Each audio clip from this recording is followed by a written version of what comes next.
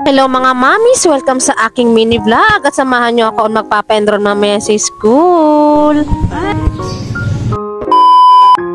Hello and good morning mga mamis. This is Mama. Kung di pa kayo naka-follow sa aking page, baka naman. Good morning and happy Monday. Maaga na naman po tayo nagising dahil mag-e-enroll nga tayo mamaya. Nagluto na rin ako ng aalmusalin namin nila Papa. Fried rice at itlog lang ay sapat na, makakain lang. Maya ginising ko na nga at maaga nga kaming aalis at maaga rin siyang papasok. As usual, nagmamaritesa na naman kami. Charis, magbibicol express lang tayo at konti lang ang ating sahog mga mi.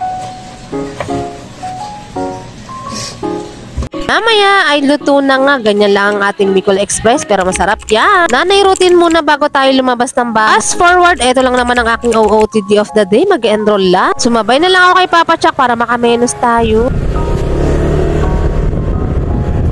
Medyo marami na rin nag-enroll mga mi at ito nga nag-fill up lang naman ako ng form. Since mag-grade 5 na yung aking Kuya Yuan, ayan, fill up lang at hindi na kailangan ng birth certificate. Maya umakyat nga ako sa itaas, hahanapin ko nga yung baunan ni Kuya Yuan na naiwan na naman. Grabe, nakakamiss tong classroom. Ito nga pala yung dating classroom ni Kuya Yuan ng grade 4. O, diba? Maraming memories ang kuya dito. Hindi ko nga pala nakita yung baunan ni Kuya Yuan. Babalikan ko na lang sa susunod.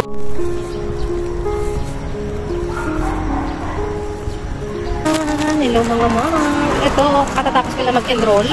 Enrollment na naman tayo for the grade 5. So, ano naman yung shift ng anak ko is panghapon. Ayan mga mi. Ayan.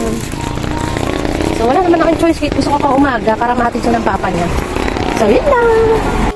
Naglakad lang ang nanay nyo. Pag-uwi ay eto, hingal kabayo nga. Okay din naman sa akin naglalakad dahil na-miss ko nga rin talaga maglakad. Pahinga lang konti at kumain na rin ako mga mi. O siya, saluhan nyo na po ako mga mi. Magandang tanghali sa inyo at ano pang inyong ulam of the day. Pagkatapos hugas mo, ligpit mo na naman mamaya. O siya, hanggang dito na lang mga mami. Salamat sa pagsama. Follow for more. God bless.